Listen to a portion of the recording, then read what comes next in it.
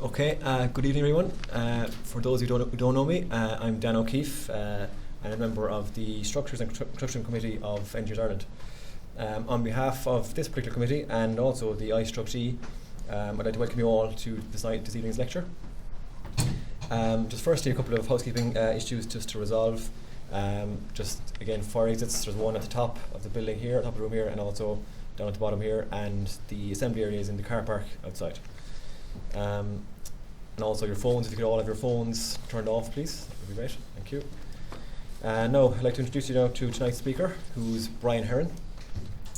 Brian is a chartered engineer and associate with O'Connor Sutton Cronin, who are one of Ireland's largest and leading multidisciplinary engineering consultancies. Brian has over 15 years experience in the design and delivery of a wide range of civil engineering projects. Brian has recently undertaken the role of senior resident engineer and the employer representative team responsible for the delivery of the site infrastructure and public realm for the Grangegorman DIT project, which he will now tell us all about. Thank you, Dan, and good evening, everybody, and thank you for the opportunity to speak tonight in relation to delivering the site infrastructure and the public realm for the Grangegorman development. I have the presentation broken down into three parts, essentially. The first, I will just give you an overview of the overall Grangegorman development itself. I'll speak about the different elements of the site infrastructure and public realm that were required to be delivered for the 1st of September to allow the 1,000 students to attend site. And then I'll just go through one or two of the key construction deliverables that were required just to make this all possible. And there were, I suppose, a couple of the key ones that were particular to this job that would be different to a job somewhere else. So just to begin with the background, just to look at the main stakeholders, I suppose the first one is obvious to everybody. It's the Dublin Institute of Technology. These are the people who are going to be occupying the site when it's completed, and Bolton Street would be one of the last colleges to actually move out there. Then the Health Service Executive, and I'll go into the benefits for each of these key stakeholders in a moment. The Health Service Executive were the original landowners, so they're the people that occupied the site before the Grangegorman development commenced. Dublin City Council, obviously it's within the borough of Dublin City. And then the local community, these are the people that are going to be left with this project. After everybody else is left, they're going to be left with the legacy of it. So looking at the Dublin Institute of Technology, what's the benefits that they'll gain from this? Well, obviously it's going to be a central campus. At the moment, as I suppose people who went to any of the institutes of technology would know, it's co-located. It's in 39 locations across the city. So this gives them the opportunity to centralise everything. They have, some people may not know, they have quite a large student body. They have 22,000 students and 2,000 staff. So it'll consolidate all their staff into one location. They feel it'll enhance the student experience for everybody there. And then it'll also, I suppose, what all universities are looking at these days is the growth in research, these little incubation units and coming up with new science and technology. So with the development out there, they have the opportunity to build these new structures that they can allow for all this growth. And obviously it's going to create a much more efficient organisation having it in the one location. So that's the Dublin Institute of Technology. Then if you look at the map here, you'll see, I suppose, the red dots are some of the locations that the DIT is spread throughout the city. So as you go through them, you have DIT's the first one, where obviously we are. You have Angel Street, Kevin Street, you have Mountjoy Square, you have Callbrua, and you have Chatham Row. It's actually Mountjoy Square where the college, they were the first ones to locate it into a new facility out in Grangegorman. So then the Health Service Executive, what are the benefits for them? I suppose the old St. Brendan's Mental Institute was out in Grangegorman, so it gave them the opportunity to resolve the current, or what was the poor accommodation that was there previously for the mental health patients. But they also have the opportunity there's going to be a number of health facilities that are built out there, so they're going to have the opportunity to add these new community health facilities for the northwest of the city, including this structure here, which is the primary care centre, which is one of the laundry building that's going to be developed and will be available to the local community. So then Dublin City Council, obviously there's going to be the major urban regeneration that's carried out as part of this.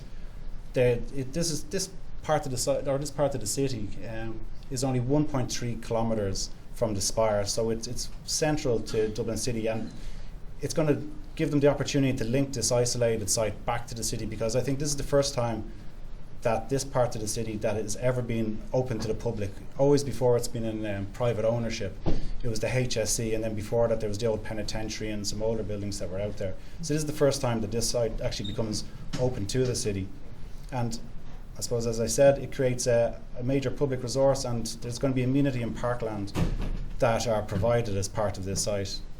And it's going to create this node for the education and the science and technology activities, and it'll help to regenerate that part of the city.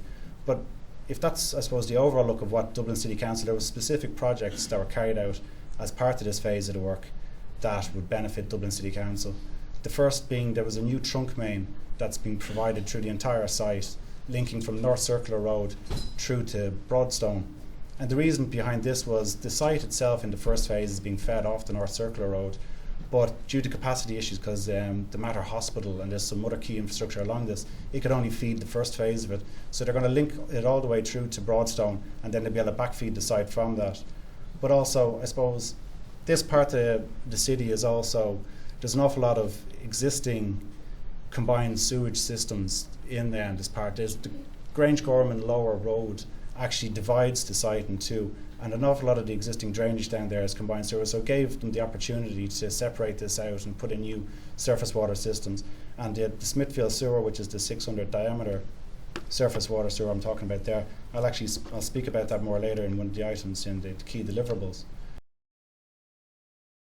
But for the local community, they obviously will see the benefits from the regeneration of their local area. They'll be the ones that'll see the benefit. They'll have the new health and education facilities made available to them. The new public realm spaces, there's new pitches being built, there's new playgrounds, there's an awful lot of green space, community gardens that are going to be built within the campus, and they'll have the benefit of that. There's also a new primary school that's actually going to be built. There's a new Educate Together that's going to be located on the site, so they'll see the benefit of that. And for the first time ever, I believe, within the site, there's going to be a co-located library between a college campus and a local authority, and that's going to be built at a later stage in the project. But aside from all that, I suppose there's the valuable job opportunities that the people will see in the area. One of the key drivers for the project was a thing called the Grangegorman Charter, and this assisted the development agency in actually getting the funding to carry out the works. And what was involved in the Grangegorman Charter was that for every project that was carried out as part of this, 20% of new job opportunities were to be offered to the local long-term unemployed, with the aim or with the hope that 10% of those positions would be actually filled during the construction work. So there's the job opportunities that the local community will see. So if that's who the key stakeholders were, well, who's going to deliver the Grangegorman development? And that's what Grangegorman Development Agency was set up for. And the functions, there was various functions for the agency. They obviously were going to accept the site, they were going to take it from the Health and Service Executive, consult with each of those relevant stakeholders I spoke about, but they were also going to manage the development of the master plan for the site on behalf of each of the stakeholders. But they'd also, as the works progressed, they would decide on the appropriate procurement strategies as the works developed. To date, with the projects that have been carried out, the procurement, they've used each of the different forms, I suppose, of procurement that people would be used to. There's been concessionary projects carried out. Our project obviously was carried out under the employer design form of contract, and then there's the design and build contract that's been carried out by BAM at the moment in the Eschi building. So they would decide and they would determine what was the best form of procurement for the works, and then they'd procure and manage all of these developments. But as part of it also, I suppose, it's a staged process in the DIT moving out there. Some buildings were under lease, other buildings they were under ownership of DIT, so they were going to determine the best staging of disposing of these DIT properties, and then obviously they would return the new facilities to the DIT and HSC and the other bodies, the relevant bodies, upon completion.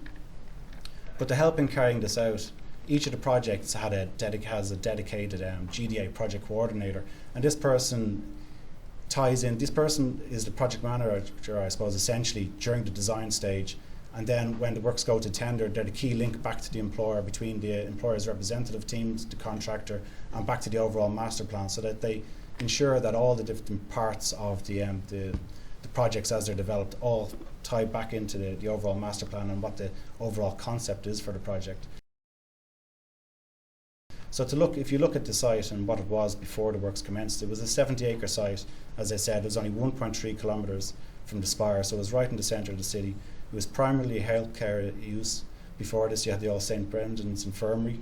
There was a number of demolitions that were carried out prior to the development works commencing. But there was still some sports. There was still GAA and other sports that were carried out there, and they'll also see the benefit of using the new pitches that are going to be built. But it was a green and it was a brown space. It was a brownfield site in the centre of the city. And as I said, it was privately owned, I think, through its history up until now. And it was this urban void in the centre of the city that they had the chance to develop. And as part of that, there was a number, because of the age of the structure, there was a number of protected structures that they're going to be able to incorporate into their overall master plan. You had the North House building, which is where the students were going to occupy, and in September the 1st, that was the building they were going to be in. You had the old Roman Catholic Church and the infirmary buildings. That was going to form the student hub in the 1st of September.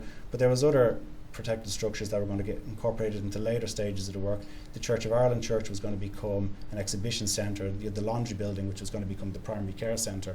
And then you had this iconic clock tower and the lower house buildings, which were going to all be tied back in the master plan works. So then if we look at the master plan for the site, there was 4 real land uses, or the site was broken down into 4 land uses. You had the healthcare and the healthcare related projects, such as the primary care centre, community healthcare, there was residential housing, there was elderly care, and the primary care centre itself. And then obviously we had all the educational and education related projects that were going to be built as part of the master plan. So there was various projects. There was the Educate Together Primary School, College of Business. There was a number of these projects. ESHE, there was the library building. There was the food science and health and engineering section. The built environment quad. There was student housing, the engineering quad. And then there was this built environment quad, which would come later. And then sports centres. Sorry, there's an awful number of these. And then there's going to be mixed-use development that's going to be carried out as part of this as well. So it's not only going to be the healthcare and the educational, there's opportunities for mixed-use development as well. And then there's, as part of the works to be carried out, you had Broadstone, which borders the eastern side of the site. And as part of the future Broadstone Gate, which will be the main entrance in through the site, which is the St. Brendan's Way, which will come through here, and St. Brendan's Way will lead through the entire centre of the site. There had to be a deal done with Dublin Bus, which are here, so they'll have the entrance go out through their land. There's a new bus garage that's being built there, and that's actually currently under progress at the moment, under a design and build contract with Clancy Construction. But there's also going to be all these open spaces as the other land use. So all these pitches, you have the cultural gardens and you have the community gardens are all going to get built as part of this overall master plan. Out to tender at the moment under various forms of contract. It'll feed all those, and it'll feed all of the projects that are within the master plan. So it's going to provide all the necessary infrastructure for all these future works.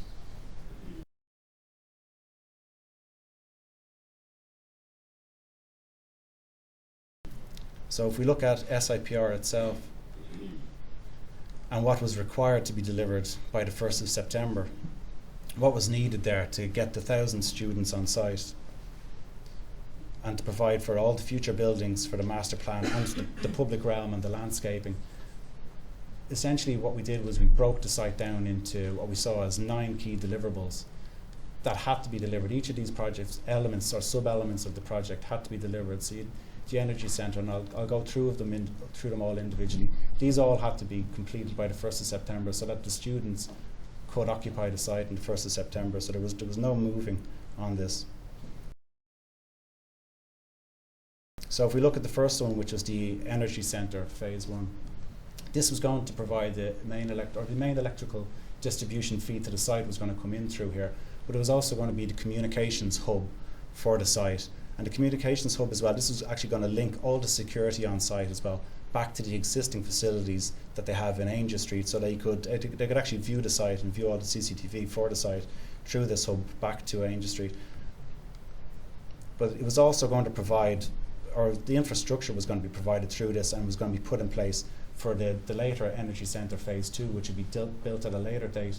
But when that's built, there's going to be the site will be powered, or there'll be district heating within the site, and there'll be this combined heat and power plant system. So all the infrastructure for these future projects were going to be put in as part of this at this stage of the project as well. And there was also the mortuary building. This was one of our protected structures that was going to become, this is going to be our second communications hub. And it was also going to be the local control room for security on site. And between these two projects, you had two main service infrastructural corridors. The one to the north is the Ivy Avenue infrastructural corridor, and the one to the south is St. Brendan's Way. And these are going to provide the backbone for all our services throughout the site. And within these backbones, you're going to have all your electrical requirements. So you're going to have your ESB MV connection, which comes in off the North Circular Road into the energy centre, and then it feeds through these two backbones. It's going to provide all your MV distribution, your standby MV distribution, all the future combined heat and plant systems, the public lighting, which will be LED and radio frequency controlled, and the sports lighting. But it'll also provide the backbone for all the ICT communications. So our two hubs are two dual redundant hubs, so that if one ever went down, the second hub will always be running, so nothing would go down on the site. And also through these backbones, you're going to have a resilient fibre network as well, so that there's two fibre connections provided to all structures at all times. And you have the incoming fibre, and as I said, it'll link everything back to the DIT data centre in Angel Street, and it provides the campus-wide Wi-Fi, and it provides also these help points, which I'm just showing you just down in the picture here. And these help points are these are little consolidation points that are spread around the campus, and they're localized little information points, but they're display units for people visiting the site as well. But they're also little mini hubs for all of our ICT network and our CCTV, Wi-Fi, and the access control for the site. So this all gets fed through these two backbones, but also the security will be provided through this for the access control, the CCTV, and the intercom, and everything else that's needed, and the building management systems that'll be there for the future, and the later district heating, which was provided at this stage, although it won't be incorporated into the site, or won't become live within the site until the second phase of the energy building is completed. So that's the overall infrastructure that's provided. One of the next areas that we had to look at was, and we had to provide or complete, was the top house work zone, which is this area here. This is two of the buildings that were retained as part of these works. These were refurbished under an adaptive reuse contract by Radigans, but Roadbridge, as the contractor for the site infrastructure and public realm works, had to provide all the utility provision so that these buildings will be live the 1st of September. These buildings, this is where the actual students, I believe, are being taught at the moment, and this had to be there. Then, much like the public areas existing drainage, the existing drainage throughout this site was also combined. It was a combined network, so that had to be separated out and a new system put in for these buildings. But this area here, I suppose, as I know I had to flick through the master plan quite quickly, but this is the location where the library is going to be eventually built. So for this stage of the works, most of the finishes around this area are actually temporary in nature, because there's going to be a later project that will come on that will overlap with these buildings. The structure 8 will be retained, but this building will be demolished at a later date. So the finishes, this I suppose was one part of the site where the finishes were all temporary in nature. But one of the I suppose the interesting things about the site is, and I was delivered at this stage, was that there's only 14 car parking spaces on the entire DIT campus at the moment. And because of this, they'd hoped that everybody used public transport, cycling and pedestrian. So what they needed to do was also provide secure cycle facilities, which are spread throughout the site, but there was one of the main facilities was provided here. So the next section that had to be completed was in relation to the Grangegorman villas. And what you have here is you had 10 residences that actually backed on and actually were, I suppose, on the lands here, and their existing parking and the entrance to their existing houses was actually in through the site. So that if you came in through the old Grangegorman entrance, they actually went to the north of what is now the student hub. they went through 2 construction sites just to make it through to their parking. So as part of the construction works, they were provided with a new construction access that was going to be in through the future entrance into the student hub. And the reasoning behind this was that when we started works on the site, this is just the traffic management plan that was put in place originally. When we started works on the site, there was 5 contractors working on this site. So obviously you needed to separate out the local residents from all this work that was going on. But as part of the works, they were going to get this new entrance in it, which was a dual entrance off the Grangegorman Lower Road, but it was going to be segregated, as it is the entrance here, as it entered into the site, and they'd have their own secure car parking to the back of it. But they were also getting they were getting new boundary treatments, and they were having this community gardens that were going to be built adjacent to them. And this had to be delivered as part of the planning. This had to be delivered as part of the first phase. This had to be made available to the residents. So then if you're looking at the storm drainage and the Smithfield sewer in particular that had to be delivered for the first phase, this entire storm network, which was to accommodate for the public realm areas and also for the attenuated surface water discharge, as the network actually fed into one of these geocellular systems, that then there was also a feature of the drainage that was completed was there was a requirement for sustainable drainage systems to be put in place, and the permeable paving on St. Brendan's Way is one of these areas, and there was also permeable grassed areas that were installed. And then there was they made available for, I suppose, had to put in place all the infrastructure for future swales and ha-ha ditch, and then everything that fed through this network into the attenuation system was then held back obviously through a hydrobrake system, and it fed into the new surface water sewer system that was to be constructed as part of this works, which was this 530 metre section of 600 mil diameter sewer that was going to feed all the way down to Smithfield. But I'll actually speak about that. That was one of our key construction deliverables, was this, and I'll speak about that in a moment. There was all the playing pitches that were going to get delivered at this stage as well. There was playing pitches, there was soccer and rugby. There was 2 natural pitches that were provided, which were the soccer rugby pitches, and there was Gaelic and hurling pitches provided, but there was also synthetic all-weather pitches that were provided. There was this GAA training facility, or training pitch and hurling pitch that was provided, and all the associated, there was terraced seating and retaining structures that had to be completed as part of this element of the works. And there was also these tennis and hockey pitches, and these actually overlie the attenuation system. These all had to be in place by the 1st of September, and this is just a photo of it just in construction. You see this is the shockwave matting that goes beneath the pitches, and then you have the actual surfacing itself, which has the line marking stitched into it. But this all had to be there for the 1st of September. And then obviously St. Brendan's Way, within the actual western side of the campus, which was a feature of it was permeable paving within the western side, and there was also a provision to be made for the future paving. And this is just showing you there's the tram over the 503. This is just some photos of the build-up of it, and some no-fines concrete going in, and then this is just it under construction, and that's the finished product that was put in place. But St. Brendan's Way provided the main thoroughfare through the site. It commenced in at the student hub, which is just highlighted here, and then this was the permanent finish and the permanent paving. The permanent permeable paving was finished as part of this. But as it moved along towards tying in the student hub up to structures 8 and 9, where the students were going to be carrying out their lessons, you moved across into the temporary finishes. The actual permeable paving build-up for the future infrastructure is actually all built up beneath that, so it is just the surfacing that would need to be replaced at a later date. So it is just some photos of it just as it moves its way up to the North House. And then at a later stage in phase 2, there's going to be future permeable paving built in the eastern side of the Grangegorman as well. So then the cultural gardens is one of the few areas of, aside from the pitches, a few areas of soft landscaping. And just a feature of this is just some of the low-level lighting that was going to be provided. But the contractor, I suppose, program was critical for this entire project, and meeting this 1st of September deadline that couldn't move.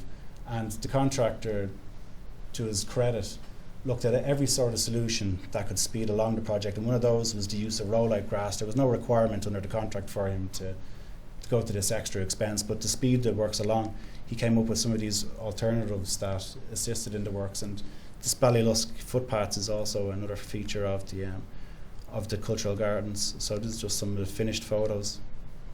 I think they look quite. I think he provided the college with some beautiful finishes. I think he did a very good job. And then just the student hub was the last main deliverable. Now I'll speak about this more in a little more detail in a moment, but this is the urban quarter for the site. This is where the academic staff are going to be working to begin with. And the features of this were that it was this coloured concrete paving, but also these granite sets that were being built as part of it. And it was all built to this German standard where you had these 120 mil deep concrete sets. So this was extremely robust. And you had these granite sets that were laid at an angular position to them to create this crazy pattern. Seemingly this is what they do in Germany. But so just some more photos of it. So this is the hard landscape feature. This is the main hard landscape. This is what you see as you enter the site. And I have to say, I think they finished it very well. They completed a very good job there. So this is your urban quarter with the hard landscaping, but I think the landscape design, I think as well, it very much complemented the existing protected structures. So then if we look at the key construction deliverables, this is the site here in the full throes of work. Just some of our main pipeline. So looking at some of our main quantities for the works, there was a huge amount of excavations that had to be carried out here. You were talking 80,000 cubes of disposal. So here's some of your key figures. The drainage, 2.8 kilometres of foul and 6.6 kilometres of surface water. You had 1.4 of water main gas and 27 kilometres of ducting that had to be provided as part of all the internal infrastructure for the works for the 1st of September. But if we look at, in relation to the key construction deliverables, I'd just like to look at one or two items specifically, but just in general, I suppose one of the features of the site as well was it had a lot of the issues that you would have that would be typical of existing city centre sites. You had existing structures that were required to be propped. This is the boundary wall with Dublin Bus. You had there was an issue with invasive weeds on the site that had to be addressed, and then because of the historical nature of the site, you had archaeology that it was required to be resolved. But there was two or three items, I suppose, that were quite specific to this site in particular. There was the health and safety coordination that was required. This I'm not speaking about just your PSDP or your PSCS health and safety coordinator.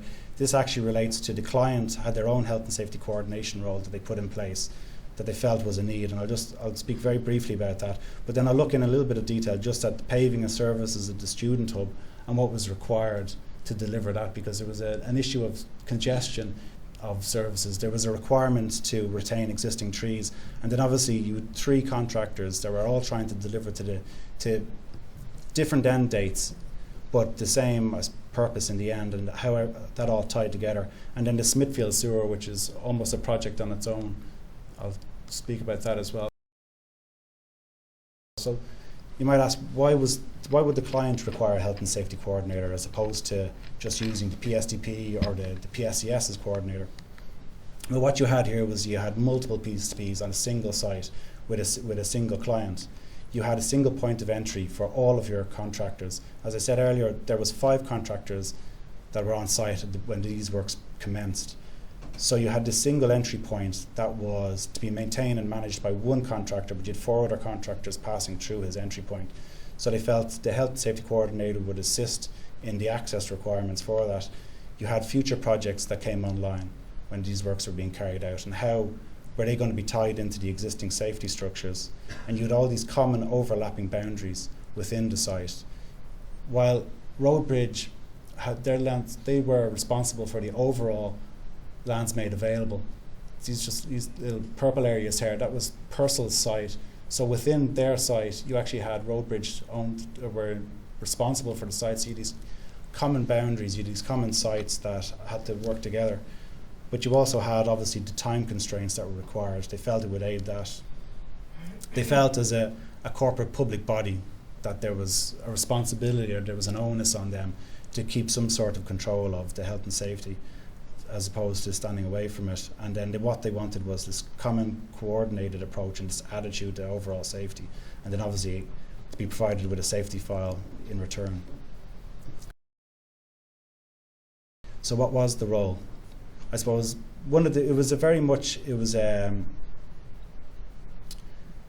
the implementation role itself, it wasn't a policing role.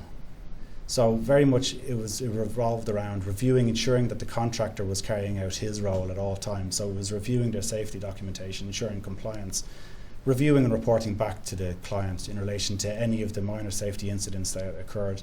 But we also facilitated what commenced as weekly meetings, just so that each contractor, and these were open forums, they weren't us sitting there laying down the law to contractors.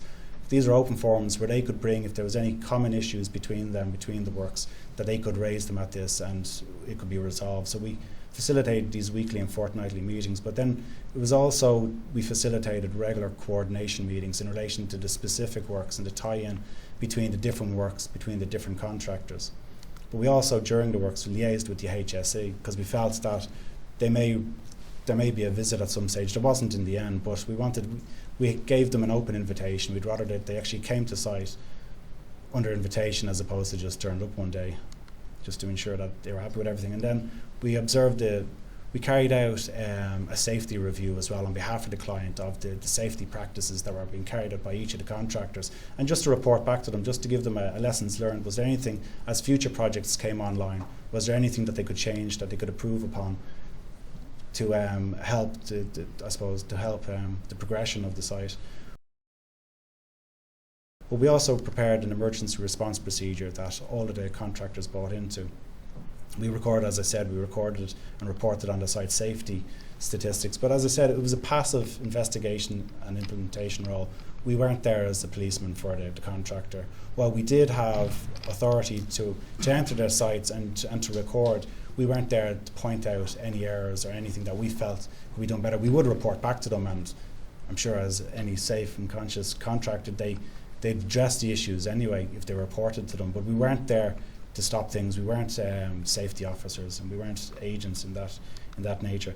But we were also there just to coordinate the access with all the future projects that were coming up. There'd be a number of site investigations that would be required to be carried out. You had Irish Rail, who were looking at the adjacent works for the future Lewis line that they needed to get in on site, and then you had archaeological works that were being carried out. So we just needed to ensure that the contractor would provide access for each of these parties. But if that was the health and safety coordination, then I suppose one of the first key deliverables would relate to the paving and the services for the student hub.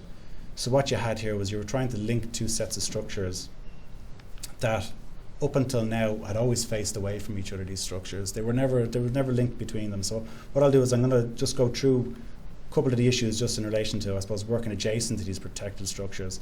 Some issues that were resolved in relation to the levels. Because these buildings always faced away, there was quite a level difference between structure 19, the upper building, and this cluster of buildings down below.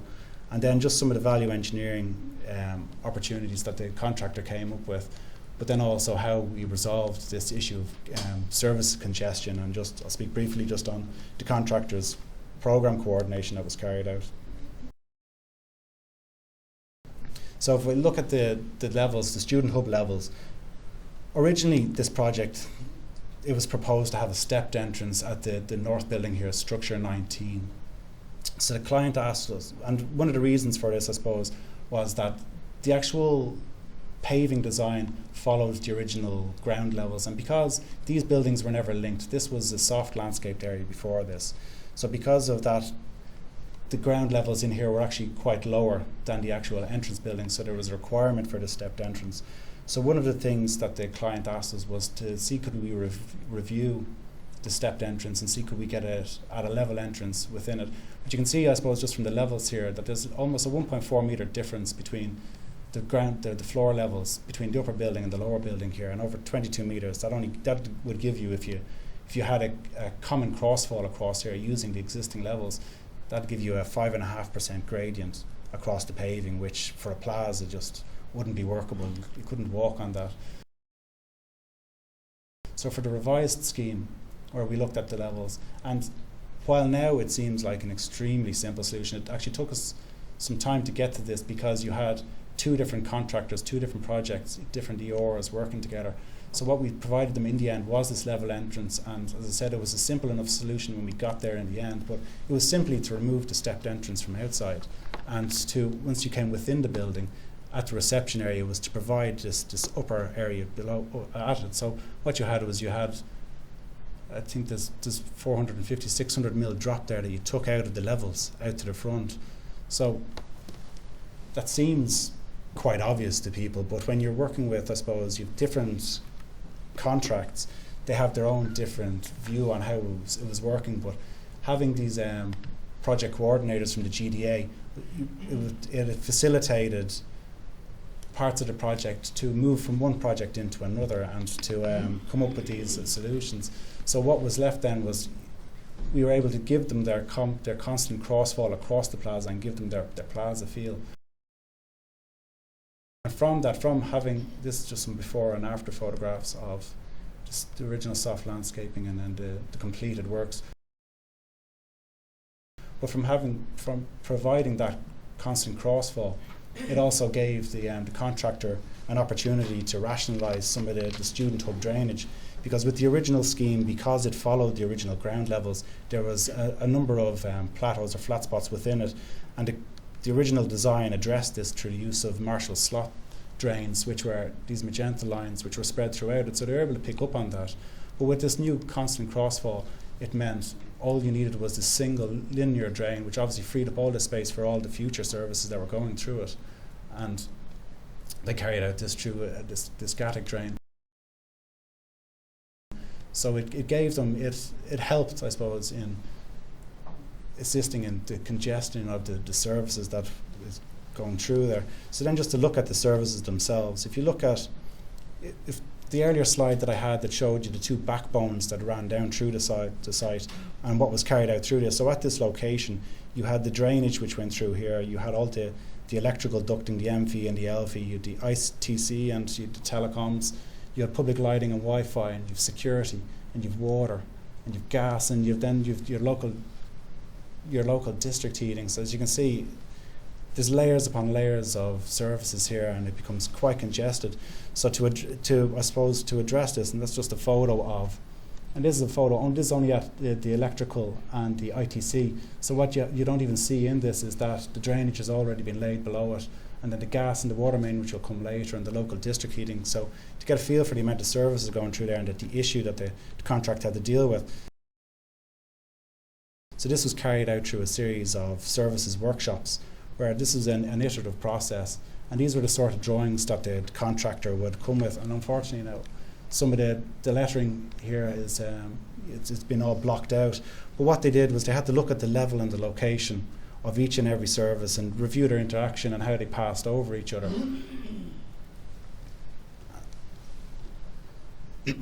And so they looked at the different, so some of the issues they had to be looking at, that they had to look at was the practicalities in relation to the different sizes of chambers that were going to be built here and which ones would drive which services were lower. But removing the drainage assisted in all of this, and we also had to, once they would come up with one of these workshops, what we did was we looked at on site, we actually looked at some of the practicalities of it, and we looked at the actual bending radii in the ducts, and could you physically pull a cable through that? Could they all match and could they all meet, and would they pass over each other? And this all had to be done before they started putting a shovel in the ground, essentially, because the last thing they wanted to do was have something in and then realise that everything isn't going to fit together. But through some of their value engineering and through adjusting the levels as well assisted in this process, because it meant they were working off a common plane so that they were setting their services out from, whereas the previous scheme, because it had flat areas, they didn't have a constant gradient that they could set everything out from. But also one of the features of the student hub, and I don't know what people would have spotted it in some of the photos, but there was some existing trees that needed to be retained, and this is to be carried out through trenchless techniques. And there was 3 locations that, under the planning conditions, that they were required to be kept.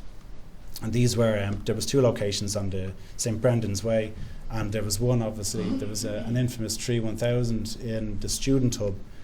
And that's these locations, at the student hub, there was 3 steel pipes that were required to be passed beneath the tree, and these were to contain 8 MV ducts, 8 LV ducts, and a gas main that was going to be carried beneath the tree, beneath the root protection zone.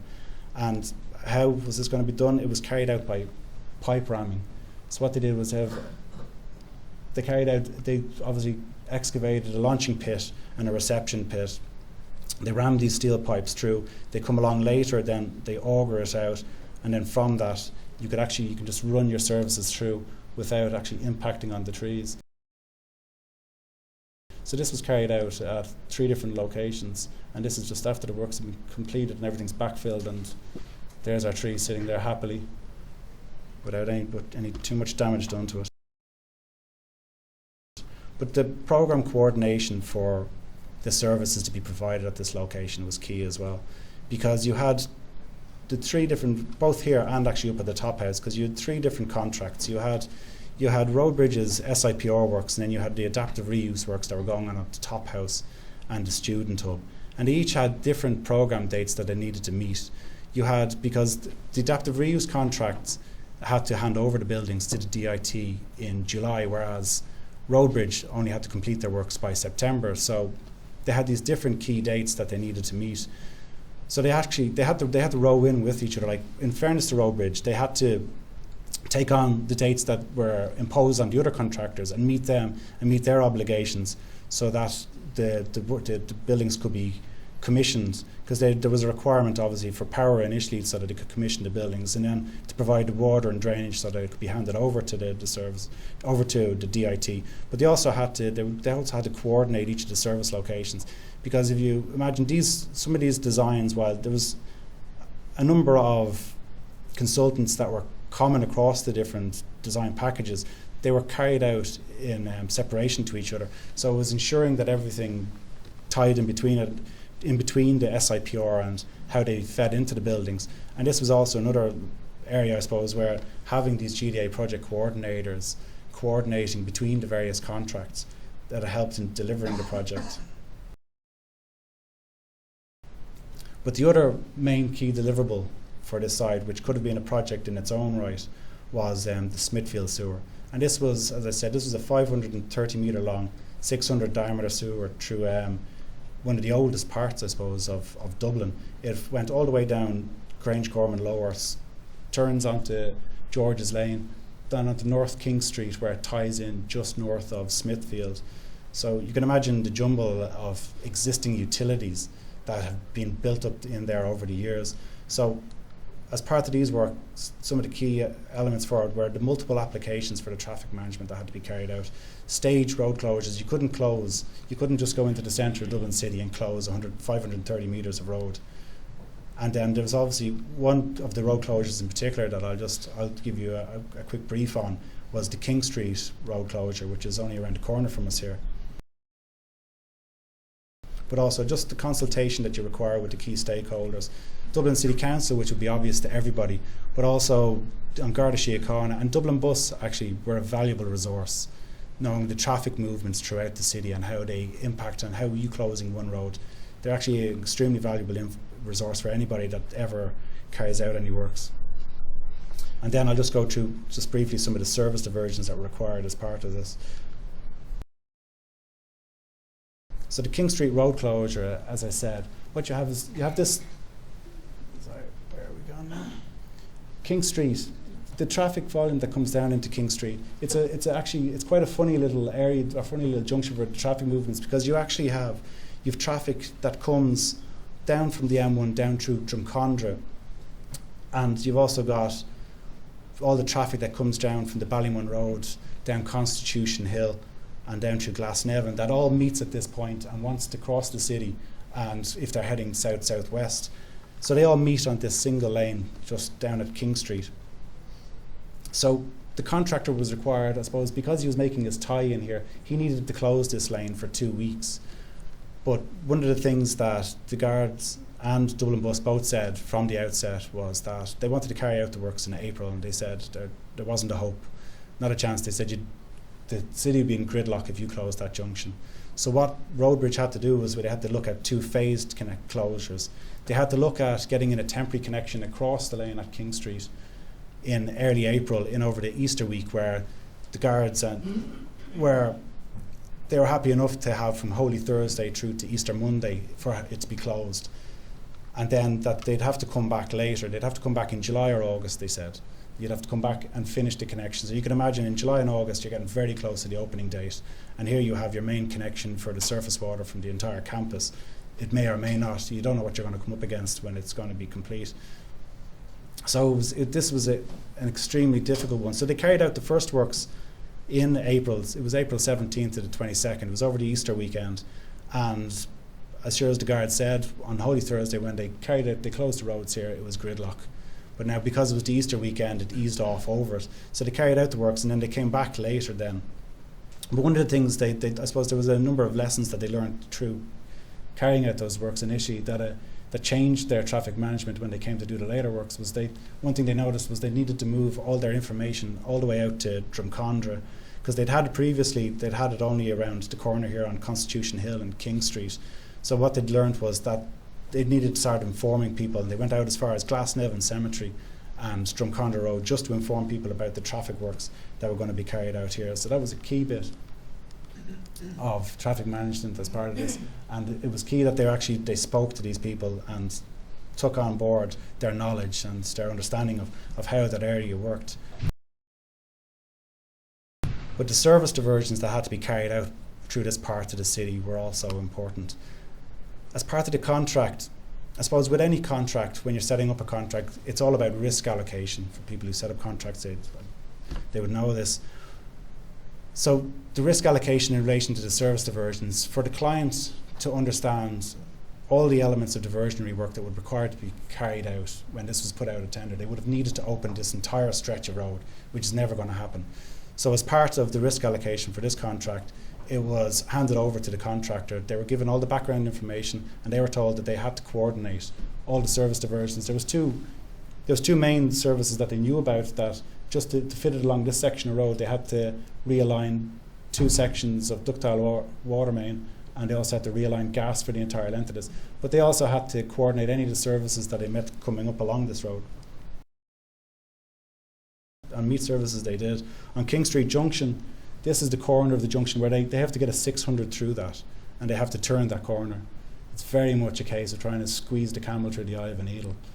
This was one of their most difficult junctions, and this required a number of consultations with Dublin City Council or Irish Waters agents at the time, because they had to reposition three different water mains. You had an 800 mil diameter trunk water main running beneath this that you obviously couldn't touch. You had all this infrastructural ductwork, but you also had you had a 4-inch, a 6-inch and a 12-inch ductile iron water main that was running across this also. So they had to come up with a scheme that relocated these water mains both horizontally to position their manholes in, and everything that they submitted to the local authority everything was driven to scale, because they needed to know that they could get back in and maintain these afterwards. So they had to move these all horizontally and vertically just to fit everything through this. On George's Lane, it was a little bit simpler. On this junction, there was some water main as well that they had to relocate, but they had to get over the existing combined sewer that ran up it, and then obviously get their pipe above that.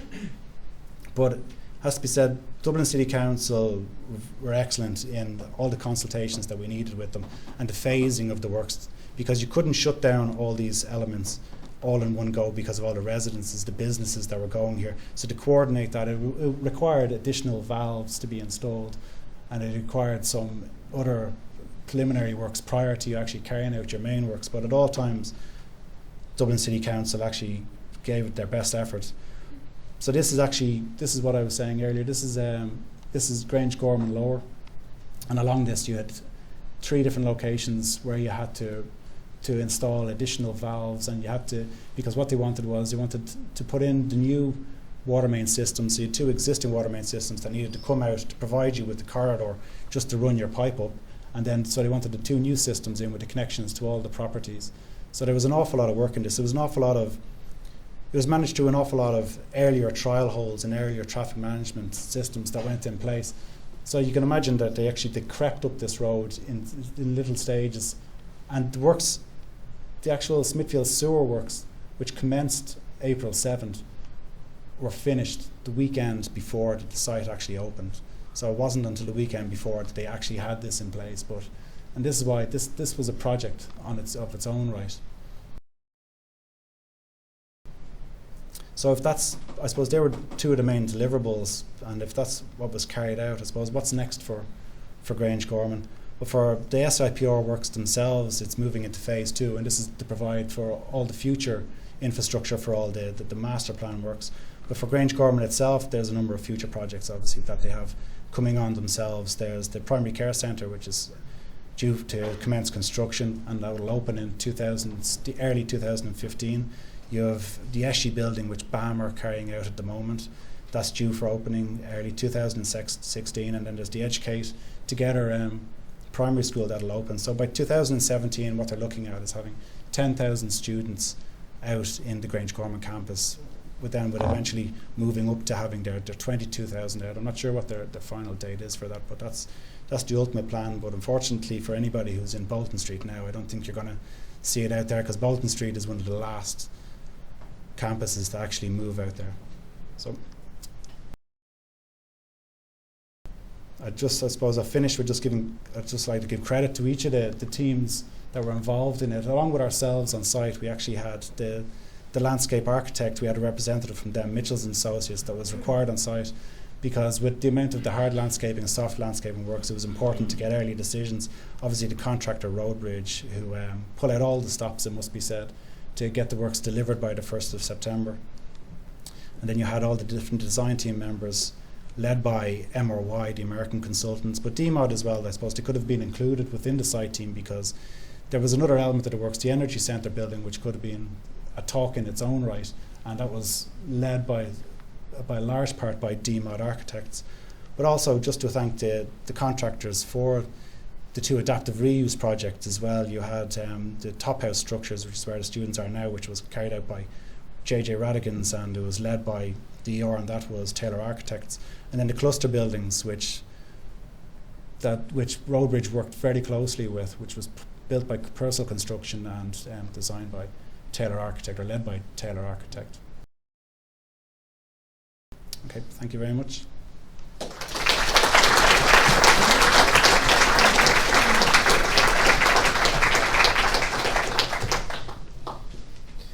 Thanks, Brian. That was very interesting and informative.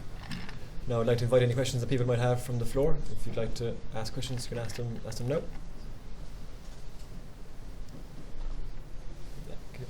Hey Brian, thanks a million. Great, very informative lecture. Thank you. I was wondering about when you were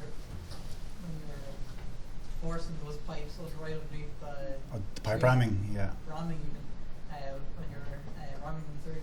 How did you estimate the depth of the root protection zone? I mean, was it an estimation, or was it? It was, but so I suppose with the amount of services that went in adjacent to it, I suppose people's rule of thumb with the root protection areas, it's usually the crown of the tree, gives you the area spread. So what we did was we carried out some trial pits outside that, below it, and tried to, because we were putting in services there anyway, it wasn't redundant excavations, so we were able to dig down to try and determine it. And also we also had Mitchells and Associated, which were our landscaping experts, who would also be very knowledgeable in, I suppose, the spread of trees. But I think people get hung up a little bit on this root protection zone. I think this is one of the things we had many arguments about on site, because we actually found there was an area of demolitions that was required for a tank on the side, and it ended up, when we went to do it, it wasn't in the location it was supposed to be.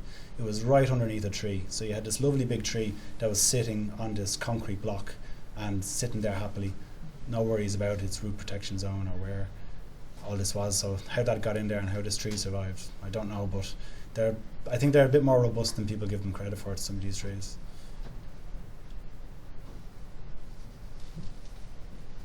Did you use any particular package to have surfaces underneath? I think the man sitting behind you there could tell you which package he used. That was just mounted in plain microstation. It's just to get an idea of where the surfaces are attaching and find the temperature attaches. And it was he looked at as well. It was also the bending rate. So there was a number of very large core cables. So even just the simple things that people wouldn't think of, that if you're coming into a particular size chamber, the size of the chamber, that if it goes in and needs to turn in it, is there sufficient room actually even within that chamber just to bend this cable around? I suppose it's the sort of simplistic things that sometimes get lost or get forgotten, and that's one of the things that Mark modelled as well, and it fed the size of some of the chambers, so we needed to increase the size of the chambers in some occasions just to fit these cables in and for future access into them as well.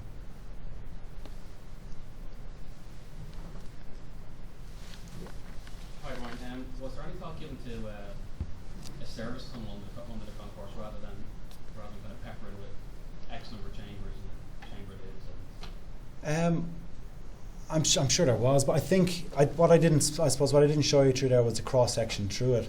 But if you went with your standard spacing between services and the clearances you require, you were maxed out. If you put in a common tunnel through it, that's what you would have ended up with. So we had that. All we didn't have was the shell to go around it, because they were all parallel the whole way through it. So we maximised, I suppose, whatever space that we had available to us there.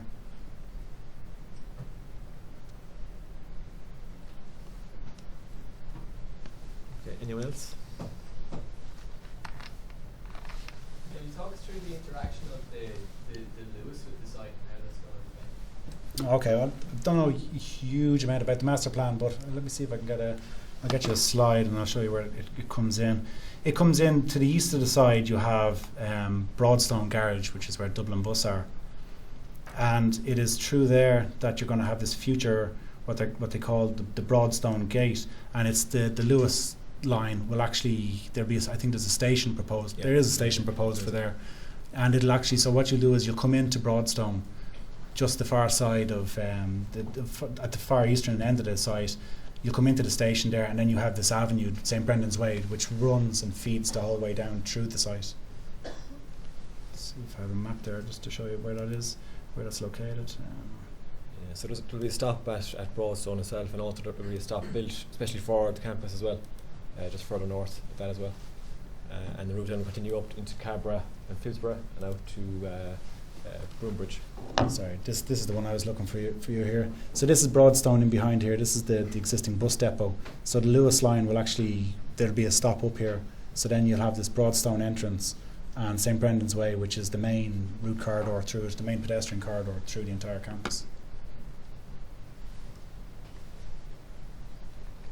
So Ryan, just related to that as well, was there any traffic modelling done of the area? I know it wasn't your remit, I suppose, but if you're going to have 10,000 to 20,000 students a day coming to the campus, like I don't know if there's much parking there or not, but like is Dublin City expecting like a gridlock? Obviously it's gridlock around the area anyway, but it's going to obviously bring a lot of people to one spot, so obviously public transport's going to have to be There is, yeah. No, that's, I suppose that was one of the key features of the initial stage of the scheme, was that with the 1,000 students and the staff that are arriving there was only 14 car parking spaces, and it's strongly controlled as well, that there was no other parking provided throughout the campus. Now there is, as part of the master plan develops, I think there's 3 underground car parks that are going to be built as part of the works, and there was a large number of there was an awful lot of traffic modelling that was carried out. I couldn't tell you the results now myself, but there was traffic modelling carried out as part of that.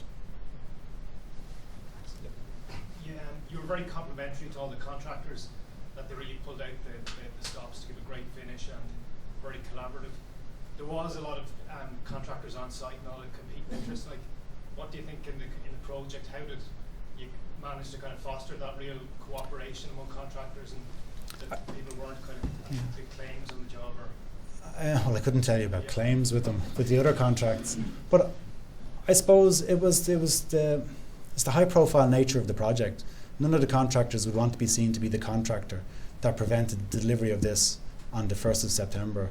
like there was a number of political visits to this. It was a very high profile project for the government as well, and it was a feather in their cap to deliver this, to say that they were the ones that finally moved DIT out to Grangegorman, because it's been spoken about. Anybody who went, I'm a former student of Bolton Street myself, and anybody who went to Bolton Street, we all heard about, oh, we're going to be out in Grangegorman someday, and we all came and went, and it never happened. But they're out there now, and I think they're delighted that they're out there, and I think no contractor wanted to be seen to be the one that prevented that happening.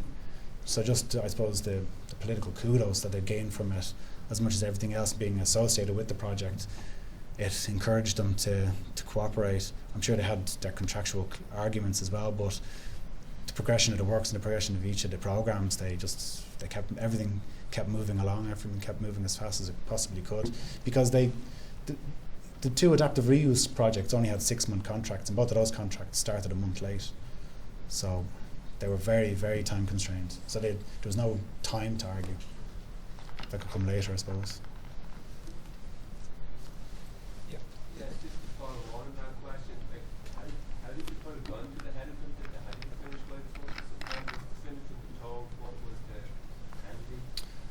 Well, I'm sure within their contracts, I've no doubt there probably would have been liquidated damages, but I don't think there was an appetite to not progress this works, because each of them would have been sat down by the Grangegorman Development Agency, and I'm sure Michael Hand spoke with each of them prior to award a contract, and it would have been put down in no uncertain terms that there was no way this project couldn't be completed. Like, one of the issues that Roadbridge came upon, they were going to provide the power to these 2 other buildings that were going to be commissioned.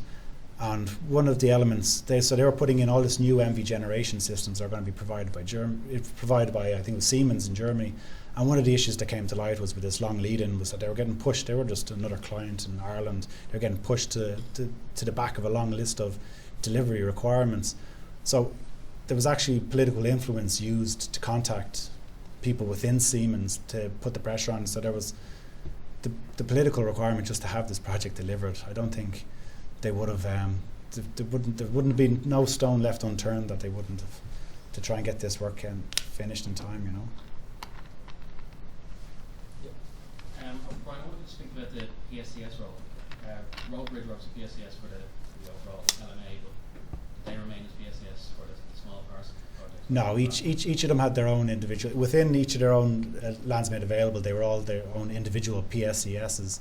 So I suppose they met through these coordination meetings that we hosted. So Roadbridge were the PSCS for the access to the site and around the site, but within the structures themselves, it was Purcell's and it was Radigan's and McAllen's and whoever else worked during the project, were PSCS for their own roles, because you couldn't impose that upon them, because you'd be imposing work methods, and that's where the claims would start rolling in. Yeah, at the very back there.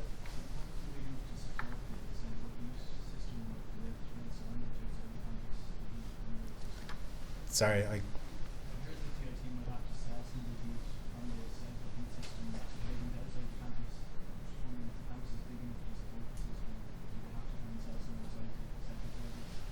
well, I suppose the district heating system and the combined heating power system isn't online yet. It's in place. We're putting in all the infrastructure for it, but it won't be until the energy centre phase 2 comes online that would become a requirement. But in relation to having to sell power offline, I wouldn't know. I wouldn't be too sure.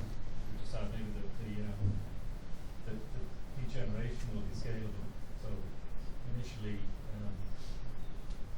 you just provide enough power for heat the existing buildings and the buildings that are coming online, but it will scale up as time goes on. Sorry, Mark was part of the site team. He was the resident mechanical and electrical engineer for the works, which is why he's not just some random guy answering questions.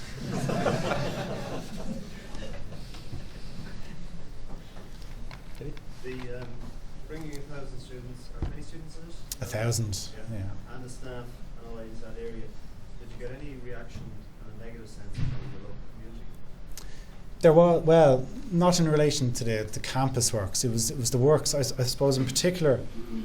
These 10 residents here at one stage in the project, they would have all these bulk excavations of all the works to the front of them, and they had this Smithfield sewer that had pulled up the road to the front of them. So the weekend before it opened, one of them had parked their car up at the main entrance there. She got her dates wrong, and she was looking to block access into it. But I don't think, there is one of those residents that's selling their property, but by and large I don't think they're that objectionable to the overall campus itself. It's just the disruption that's going to be carried out during it, because I suppose they're going to be looking at probably 10 years worth of construction beside them, and I can imagine the annoyance that would cause if you were living there. Right, Brian, given the history of the site, is there any interesting archaeological finds or anything buried? No, they knew they knew where everything was. It's more the above ground buildings. I think as the works progress, and we're only providing the infrastructure to the eastern side, but as the works progress into the eastern phase, there's a number of archaeological areas here that haven't been resolved, because this was also, people used to say when you came into Broadstone Depot here originally, you either went into the penitentiary or you went into the madhouse, but you never came out of this site. So you have this was the old penitentiary buildings that were down here. So these old demolished buildings. So I'm sure they're going to come upon some interesting discoveries when they start digging up those works. You talked about 80,000 cubic meters of material being taken off site. It's about 10,000 trucks. How many a day did you peak at? Was there I think. a hassle over that? Oh, there was with keeping the streets clean. Absolutely, we were guilty of any bit of dirt in the north side of the city when these works were being carried out. There was, I think, it was kept to a reasonable number. I think it was 80 truck movements a day. I think was the largest. What was it, 80? Jamie, you were watching them. You're not far off, Brian. I think it was about 80. It was 80 trucks a day was is what we peaked at. Where were they all heading to? They're heading out to the Knoll, yeah.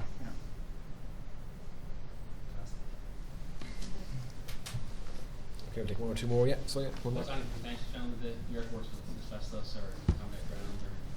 No, there was some known asbestos, asbestos lined water main and some of the older parts of the building, all right. But no, there was quite a bit of contamination lab studies that were carried out here, and I think in the eastern side was more of a brownfield site, because where the existing pitches are, there were previous pitches at that location, but there was no contaminated land. But the contractor to carry out the works, and I suppose to ensure that he wasn't delivering anything out to an unlicensed fill or anything that should go elsewhere, what he had to do was he'd subdivided the entire area that we were working on into, I think it was 10 metre by 10 metre grids, and he had to carry out testing within each of those grids so that we could track it. So we carried out the full Murphy's suite of environmental tests so that we would know if something was found, which area did it come from, and then did we need to direct that somewhere else. So at one stage in the project, everything had stopped while we were waiting with the earthworks, while we were awaiting results, because I suppose there was the concern that you didn't want this delivered somewhere and then you suddenly have to go and fish it back out and try and work out which bit of dirt you delivered to it. Last one, so. Sewage is obviously a big issue, and part of the innovation area, what techniques were used on site, or plans to be used on site? The pitches themselves as well are obviously permeable grassed areas, but the irrigation system is there's a collection system for the irrigation as well that feeds back into a pumping. There's some large tanks, and there's a pumping system that I suppose during prolonged dried spells they're going to be able to use any of the collected water just to feed those pitches. But there's a part of the landscaping feature. There's a ha-ha ditch that's built along the northern boundary of the pitch, or will be as part of one of the final features. And then there's also a number of swales and ground depressions just for any additional overground flow that are going to be constructed as part of these works.